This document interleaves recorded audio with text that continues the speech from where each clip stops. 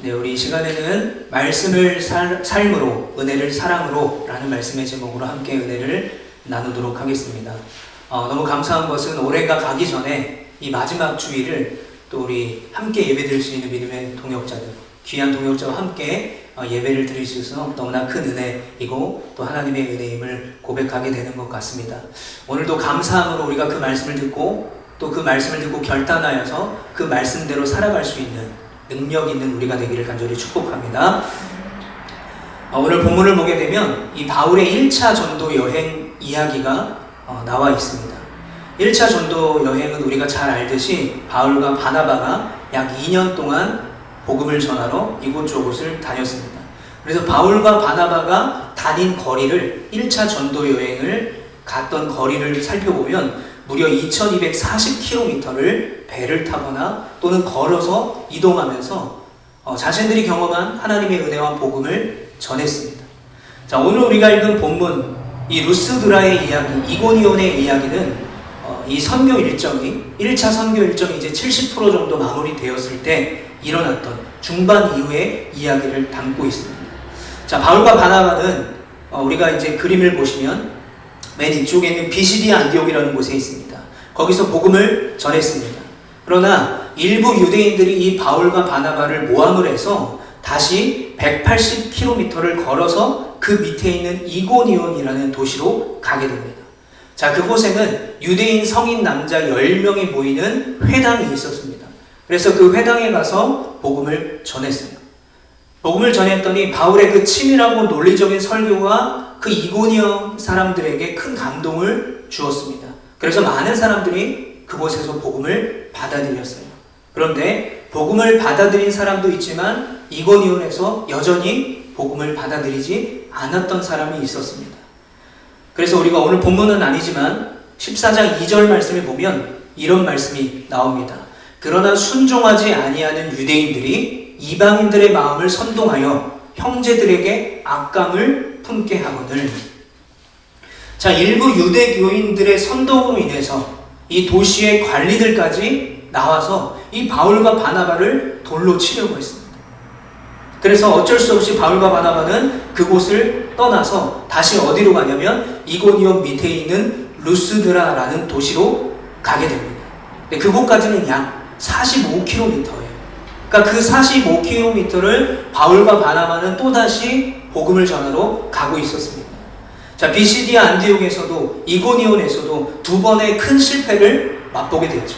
어쩌면 바울과 바나바는 이 45km를 걸어가면서 그 실패감에 이번에도 복음을 전하는 일을 실패하면 어떻게 할까라는 그런 안타까운 마음을 가지고 45km를 걸어갔을 거예요. 자, 그렇게 걸어가서 도착한 곳이 바로 루스드라라는 곳이었습니다. 그리고 성경에서, 오늘 본문이죠. 이 성경에서는 이 루스드라의 사역을 두 가지를 기록하고 있습니다. 자, 첫 번째는 뭐냐면 나면서부터 걷지 못한 사람. 그러니까 나면서부터 걷지 못한 사람을 바울과 바나바가 치유해 줍니다.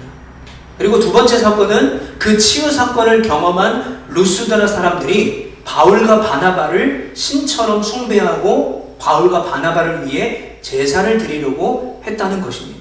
자, 이 두 가지 이야기가 바로 이 루스드라 사역에서 기록이 되어 있습니다. 자, 그렇다면 이 루스드라 사람들은 왜 그 기적을 보고 이 바울과 바나바를 신처럼 모시고자 했을까요?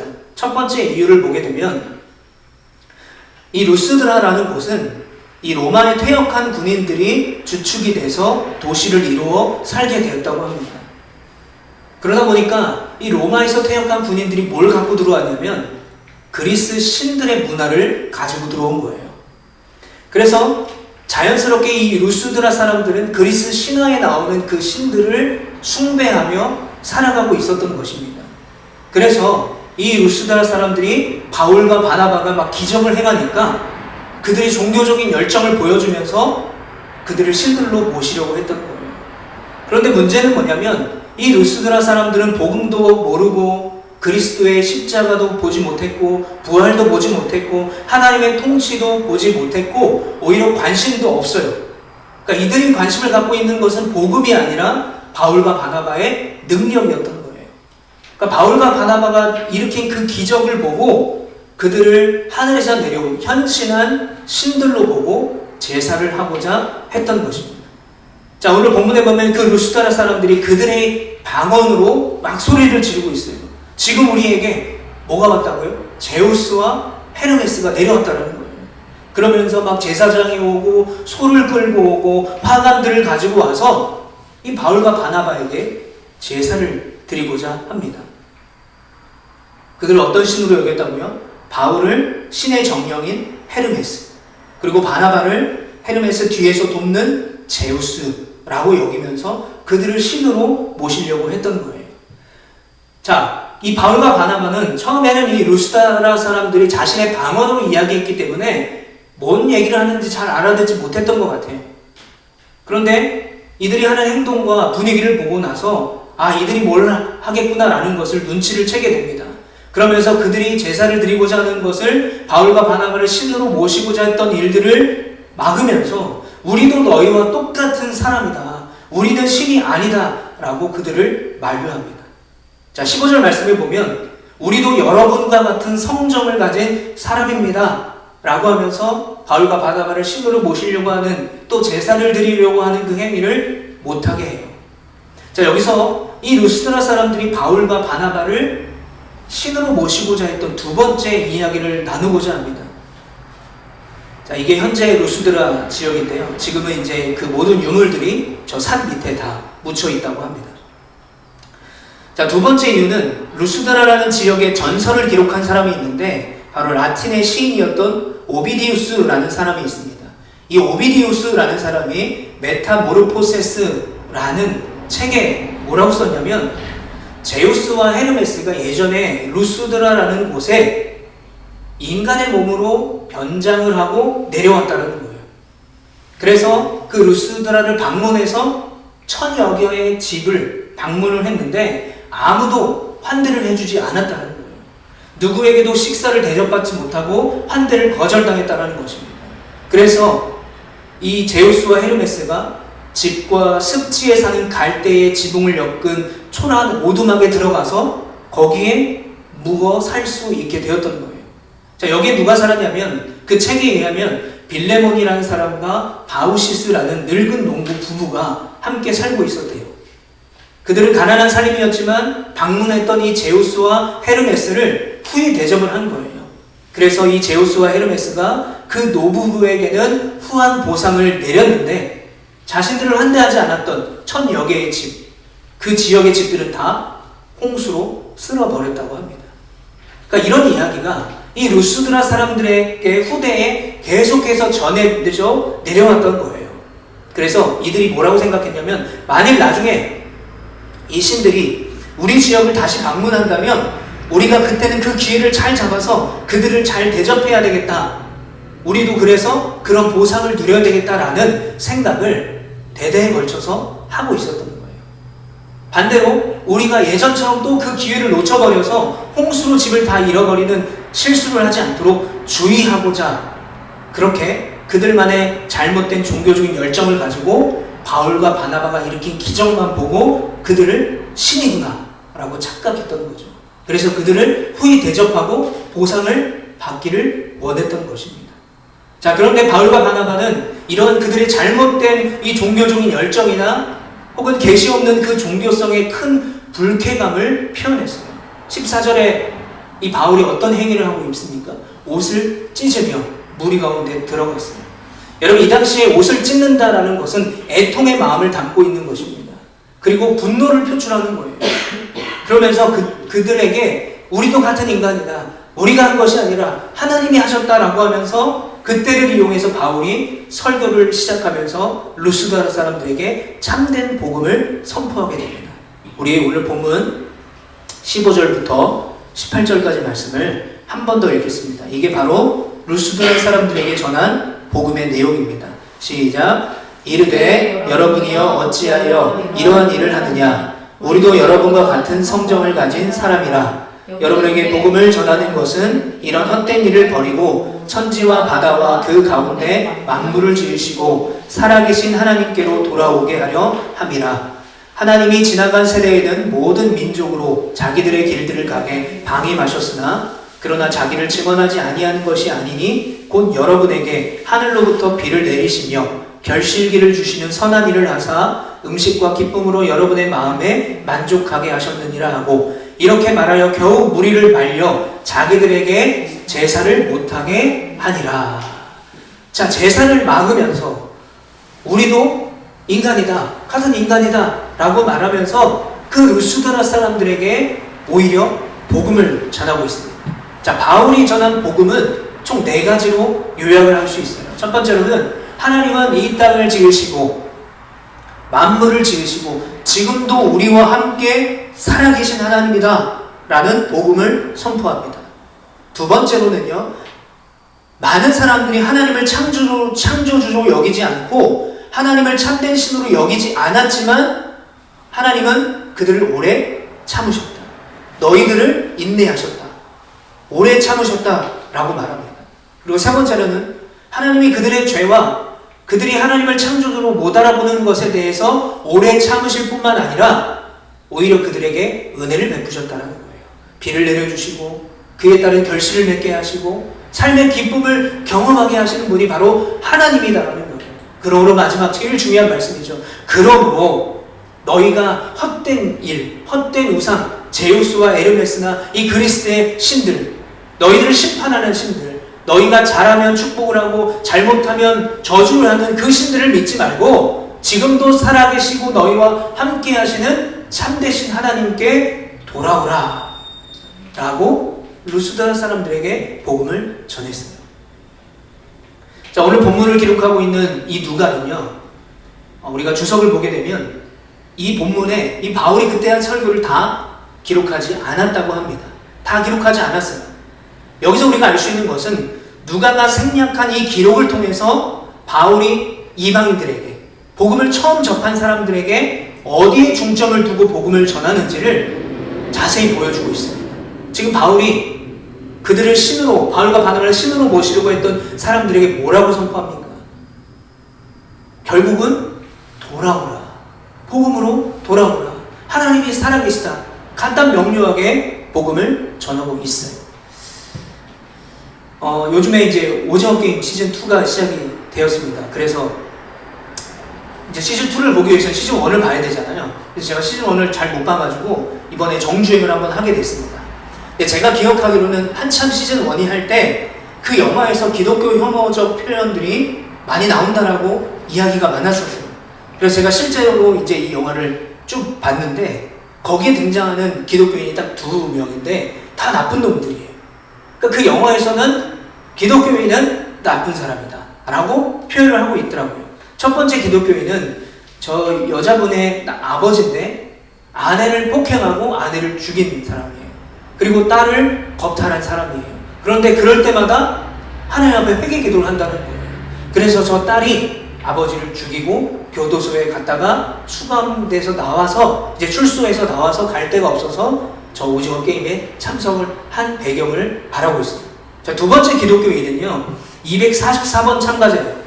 이 사람은 계속해서 영화 내내 기도합니다. 하나님의 은혜입니다. 하나님의 심판입니다.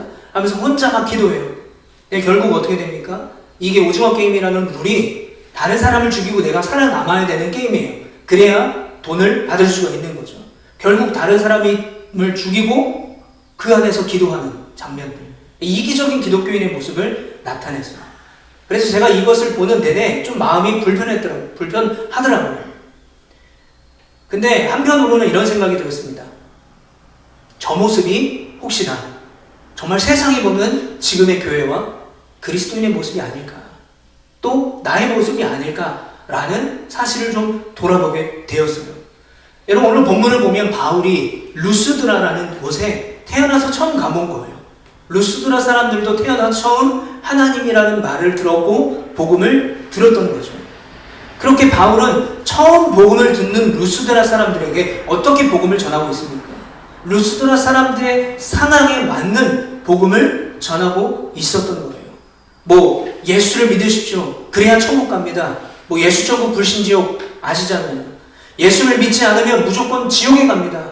너희들은 심판받아 마땅한 존재다 라고 설교하지 않았습니다. 바울의 설교에는 메시지의 중심 요지는 복음은 변하지 않았어요. 하나님께 돌아오라 라는 복음은 변하지 않았지만 복음을 처음 접하는 루스드라 사람들에게 접근하는 방법과 강조점은 대상에 따라 다르게 설교를 했던 거예요. 왜요? 그 사람들이 알아듣기 쉽게, 그 사람들이 복음을 더 쉽게 듣고 편안하게 다가갈 수 있도록. 그러나 중요한 요지, 하나님께 돌아오라, 복음으로 돌아오라는 말은 빼먹지 않았던 바울의 설교를 우리가 오늘 볼 수가 있습니다. 제가 예전에 한 다큐멘터리를 봤어요. 꽤 오래전에 방영한 다큐멘터리인데 그 내용에 보면 서울에서 20년을 고시원을 운영한 한 사장님이 등장합니다. 이 고시원에는 한 10분 정도가 계셨어요. 다들 일용직을 하는 분들, 몸에 장애가 있는 분들, 그래서 최저 생활비로 살아야 되는 분들이 한 10분 정도가 계셨습니다. 그런데 이 사장님이 이 다큐멘터리에서 말하기를 우리 고시원은 10년째 적자예요 라고 말하더라고요. 10년째 매년 1,000만 원이나 되는 돈이 적자라고 합니다. 그래도 이분은 계속해서 이 고시원을 운영하면서 꼭 해야 하는 일 2가지가 있었대요. 첫 번째로는 하루에 한 끼는 무조건 공짜로 이 고시원에 계신 분들이 마음 편하게 식사할 수 있도록 충분한 밥을 해놓고 국과 김치와 밑반찬을 준비해 놓는데요. 왜 이렇게 하냐고 제작진이 물었더니 이 10분의 사람 중에 대부분의 분들은 한 끼 외에는 하루에 다른 식사를 할 수가 없다라는 거예요. 그래서 하루에 한 끼 정도는 배불리 먹을 수 있게 해준다라는 것입니다. 또 꼭 하는 일이 두 번째는 이분들의 생일을 챙기신다는 거예요. 그래서 생일날은 다 모인대요. 그래서 조촐하지만 케이크 하나 놓고 촛불 불고 같이 그 케이크를 나눠 먹는 일은 꼭 한다고 해요. 왜 그러냐고 물어봤더니 아무도 이분들이 살아감에 축복해주는 분들이 없다라는 거예요. 자기가 태어나고 인생을 살아가는 것이 귀하다고 가르쳐준 사람들이 인생 내내 아무도 없었다는 거예요. 손가락질하고 무시하고 그랬는데 생일만큼은 축복하고 축하해주는 일을 한다고 합니다. 또 제가 본 인상 깊은 장면이 있었어요. 그 사장님이 어떤 방 하나를 정리하고 계셨습니다. 박스에 짐을 잘 정리를 하고 계시더라고요. 그래서 방을 옮기는 사람이 있나 보다라고 생각을 했는데 알고 보니까 그 방이 고시원비 200만 원을 못 내서 밀렸는데 돈이 없어서 도망간 사람의 집을 정리하고 있었어요. 그래서 제작진이 왜 200만 원을 안 내고 도망간 분의 짐을 그렇게 정리정돈을 잘 하시냐, 왜 이렇게 차곡차곡 정리를 하느냐라고 물어봤더니 만약에 이 사람이 혹시나 다시 고시원에 돌아왔을 때 자기 집이 막 버려졌거나 또는 비닐에 대충 쌓여져 있으면 얼마나 기분이 안 좋겠냐는 거예요. 그리고 그 사람이 살 수 있는 곳은 이 고시원밖에 없는데 지금 어딘가에서 편하게 쉴 수 있는 곳이 아무데도 없는데 그 도망간 사람의 걱정을 오히려 그 사장님이 하고 계셨던 거예요. 제가 이 얘기를 왜 하고 있느냐, 또 제가 이 다큐멘터리를 보면서 어떤 은혜를 받았는가, 야, 교회가 있다면 저곳이 진짜 교회일 수 있겠구나. 나도 이런 교회, 이런 목회자로 살고 싶다라고 생각을 하게 됐습니다. 저희 교회는 올해 4월 28일에 개척된 교회입니다. 신천이라는 땅은 저도 태어나서 처음 와본 곳이고 제주에 이주해 온 지도 이제 2년이 채 되지 않았습니다. 저희 교회 이름은 로아교회인데요. LOA의 약자를 따서 새 계명을 너에게 주노니 서로 사랑하라, 내가 너희를 사랑한 것처럼 사랑하라. 요한복음 13장 34절의 말씀이 저희 교회의 사명입니다. 그래서 우리가 받은 사랑을 이웃에게 흘려보내고 갚는 교회, 세상에 빛이 되는 교회가 되자라는 생각으로 개척을 했어요. 그래서 제가 오늘 말씀을 준비하면서 이제 개척을 한 지가 거의 8개월이 넘어가고 있는데 내가 그 초심을 잘 유지하고 있는가, 또 그 본질을, 목회의 본질을 잘 기억하고 있는가 라고 고민하게 되었습니다. 오늘 이렇게 두 분이 오셨지만 거의 몇 달째 저와 저희 아내 둘이서 예배를 드리고 있었어요. 현실에 대한 생각이 저에게 없을 수가 없죠. 걱정이 없을 수가 없죠. 그런데 오늘 이 말씀을 준비하면서 다시 한번 생각해 보게 되었습니다. 내가 처음 가졌던 그 마음을 지금 잘 가지고 있는가? 우리가 아까 읽었던 말씀이죠. 그러나 순종하지 아니하는 유대인들이 이방인들의 마음을 선동하여 형제들에게 악감을 품게 하거늘. 바울의 사역에는 늘 방해꾼들이 있었습니다. 늘 걸림돌들이 있었어요. 심지어 오늘 본문 바로 맨 마지막 절 뒷절에 14장 19절에 보면 루스드라에서 복음이 잘 전해지고 있었잖아요. 근데 유대인들이 비시디아 안디옥에서 이고니온에서 찾아와요. 루스드라까지. 그래서 그 복음을 전한 바울과 바나바를 또 돌로 칩니다. 어디서 그렇게 유대인들이 나타나는지 바울의 복음을 방해해요. 그런데 제가 이 말씀을 막 묵상을 하다가 어떤 마음이 들었냐면 혹시나 내가 바로 저 유대인들처럼 복음에 방해가 되는 인생을 살진 않았는가. 내 말이나 내 생각이나 내 행동이 혹시나 복음을 모르는 사람들에게 오히려 복음을 거치고 복음을 전하지 못하게 만드는 사람이 되진 않았는가. 내가 유대인처럼 살진 않았는가 라고 생각을 해보게 되었어요. 여러분 이제 3일만 지나면 2025년입니다. 우리가 한번 고민해봐야 될 거 있습니다. 내가 성도로서, 내가 주님의 부르심받은 교회로서 내가 그 분명한 사명과 책임을 다하며 살았을까? 한 번 더 돌아보고 또 결단하고 다시 한번 주님의 은혜 앞에 나아갈 수 있는 우리가 되길 바랍니다. 저는 그 마음을 돌아보면서 회개하게 되었어요. 아, 내가 더 겸손해야 되겠다. 내가 더 하나님의 은혜를 사모해야 되겠다. 그러면서 개척할 때부터 지금까지의 수많은 일들과 어려움과 고난도 있고 뭐 지금도 쉽지는 않지만 그러나 그 일들을 돌아보면서 저에게 딱 두 글자가 생각이 났습니다. 그것은 은혜라는 단어였습니다. 저희 교회가 개척되고 지금까지 큰 두 가지 은혜가 있다고 저는 생각합니다. 첫 번째로는 하나님의 은혜예요. 하나님이 개척을 시작하게 하셨고 하나님이 지금까지 이끄셨다는 것은 부정할 수가 없습니다. 이것은 사실입니다. 제가 이 사역이 흔들릴 때마다 뭐 몇 달째 한 분의 성도가 오지 않는 상황 속에 낙심이 들 때가 있고요. 현실에 대한 자괴감이 들 때가 있습니다. 육지에 있는 동기 목사들이 뭐 큰 교회를 가거나 또는 좋은 교회에서 사역하고 있는 것을 보면 마음이 흔들릴 때가 있어요, 사실. 근데 그럴 때마다 저는 꼭 이 은혜에 대해서 한 번 더 생각하게 됩니다. 아, 하나님이 시작하셨으니까.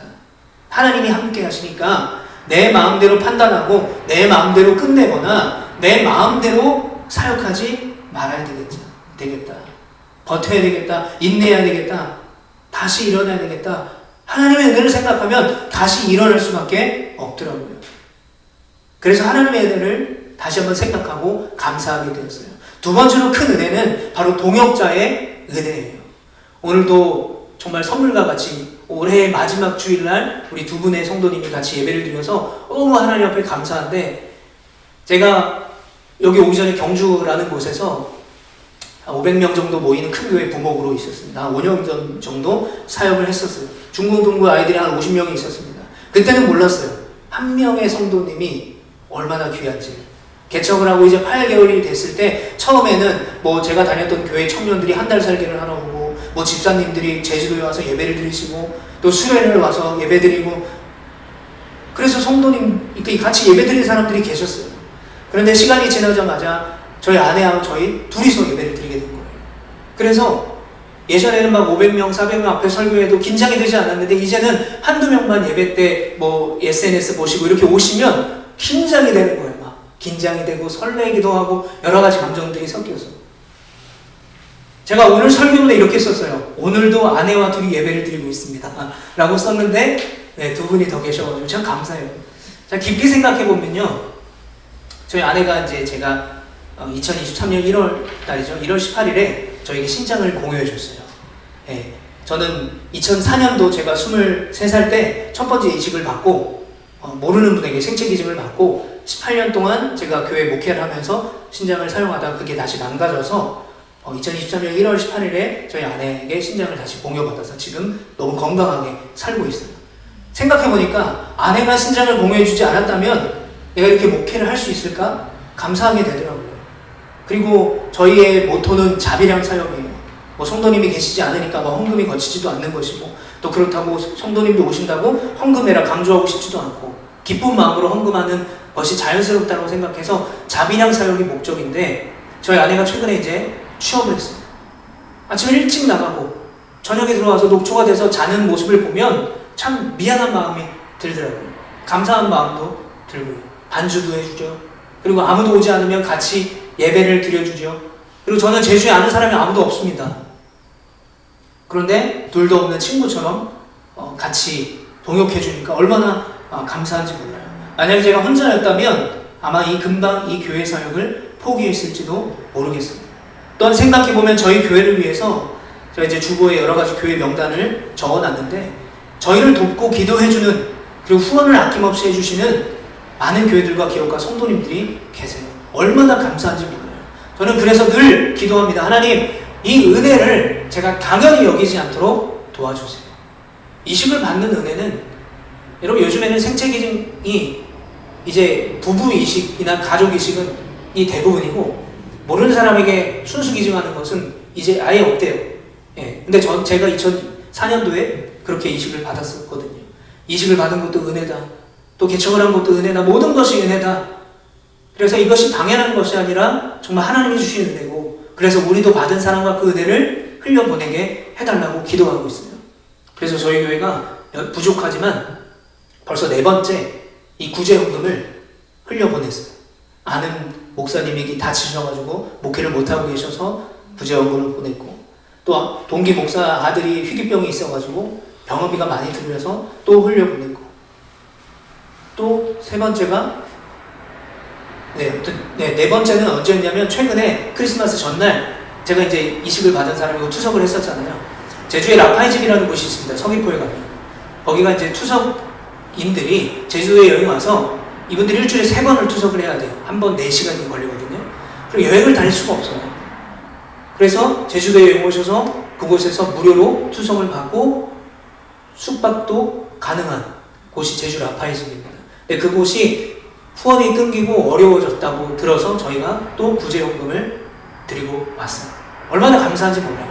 우리도 개척교회고 성도도 아무도 없고 저와 저희 아내만 예배드리지만 저희 교회에서 기도해주고 그런 후원들을 아낌없이 흘려보내는 분들이 계시기에 저희가 그 사랑과 은혜를 나눌 수 있다고 생각을 합니다. 하나님이 계시고 하나님이 함께 하시는 하나님이 일하시는 교회, 영원토록 변치 않는 그 교회가 될 수 있도록 저는 늘 기도하고 있습니다. 아까도 기도했던 것처럼 재정이 많고 많은 사람이 오고 유명해지는 그런 교회가 아니라 하나님이 떠나지 않는 하나님이 늘 함께 계시는 한 명이 예배를 드리든 2명이 예배를 드리든 그곳에 하나님이 계시는 교회가 되길 원합니다 라고 저는 기도하고 있습니다. 이 큰 은혜가 있기 때문에 우리가 살아갈 수 있는 것이 아닐까라고 생각을 합니다. 그리고 마지막으로 하나님이 계시지 않는다면 교회가 무슨 의미가 있을까라고 생각을 해보게 돼요. 우리 삶도 마찬가지죠. 제가 얼마 전에 이런 기사를 봤습니다. 그 프랑스의 고속열차 떼제베라고 부르죠. 이 떼제베가 시속 300km로 리옹이라는 곳에서 남쪽인 생테티엔으로 가다가 기관사가 열차에서 뛰어내려서 자살을 했어요. 그래가지고 이 열차가 어떻게 됐냐면 승객 400명이 타고 있는데 3km를 혼자 질주한 거예요. 근데 다행히 자동 비상 시스템이 있어가지고 열차가 스스로 제동이 된 거죠. 그러나 사고 당시에 300km 속도로 달리던 고속철도가 완전히 멈추는 데에는 제동 거리가 무려 3km 가까이 걸렸다고 해요. 자, 이 사고 때문에 10여 대의 이 고속철도가 계속 지연 운행되면서 크리스마스 이브 날이었거든요. 3,000여 명의 이 크리스마스로 이곳저곳을 여행하려고 했던 승객들의 여행이 지장을 받았다고 합니다. 왜 그럴까요? 기관사가 그 안에 없었어요. 아무리 과학과 기술이 발전해도요, 기관사가 있어야 철도는 계속 달릴 수 있는 겁니다. 요즘에 자율주행 자동차가 나오고 시범 운행 중에 있지만 아직도 위험 요소가 많죠. 여러분, 교회에 하나님이 계시지 않는다면 그것이 어떻게 교회이겠습니까? 성도와 그리스도인에게 하나님의 은혜가 없고 하나님이 계시지 않으면 어떻게 성도로 그리스도인으로 살아가겠습니까? 여러분, 미국에 이제 소비 심리가 바뀌고 있다고 합니다. 여러분, 욜로족이라는 말 들어보셨죠? 욜로. 이 욜로족이라는 말은 You only live once라는 단어를 쓰고 있어요. 그 약자예요. YOLO. 그래서 욜로라고 부르는데 어떤 주의냐면 인생 한 번이야. 즐기자. 있는 대로 쓰고 있는 대로 먹고 하자가 욜로족이에요. 그런데 이 미국의 이 소비 트렌드가 이제 뭘로 바뀌냐면 요노라는 것으로 바뀐대요. 요노는 뭐냐면 you only need one 이라는 뜻이에요. 그러니까 Y-O-N-O 요노로 바뀌었는데 어떤 의미를 가지고 있냐면 이것만 있으면 됩니다 라는 의미를 가지고 있대요. 그러니까 예전에는 이것도 사고 저것도 사고 인생 한 번뿐이야 즐겨 라고 했다면 코로나19로 인해서 경제가 악화되고 또 미국의 여러 가지 경제 상황이 악화되면서 소비 심리가 위축이 되면서 이제 필요한 이것만 사는 소비 트렌드가 완전히 바뀌고 있다고 합니다.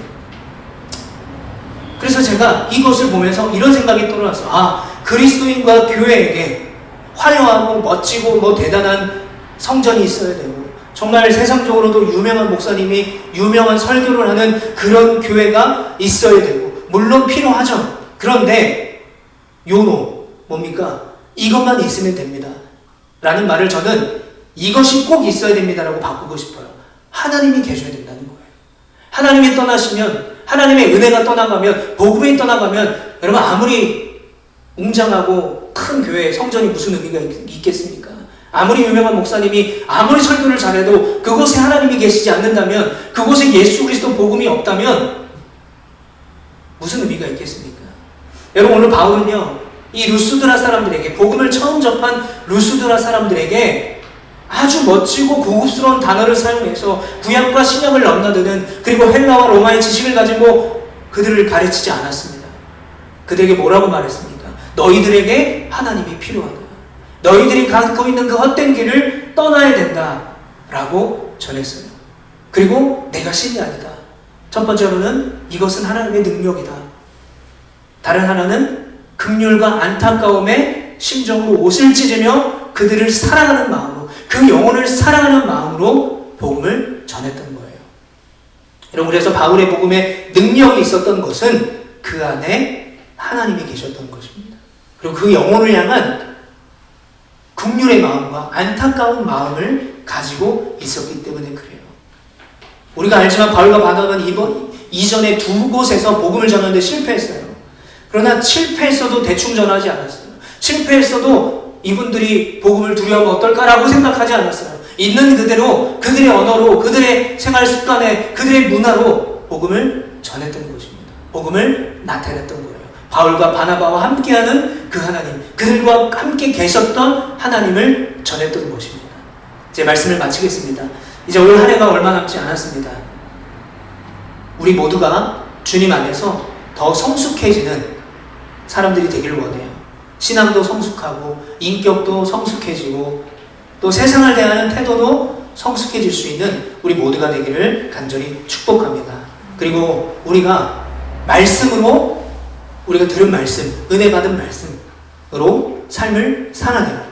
그리고 우리가 받은 은혜 있잖아요. 예수 그리스도의 십자가의 은혜, 값으로 매길 수 없고 갚을 수 없는 그 은혜를 그 누군가에게, 잃어버린 영혼들에게 사랑으로 나타낼 수 있는, 말씀으로 삶을 살아내며 받은 은혜를 사랑으로 나타내는, 그래서 하나님과 함께 동행하는, 하나님이 함께 계시는 우리 제주 로아교회와 또 이곳에 모인 모든 하나님의 자녀들 되기를 간절히 축복합니다.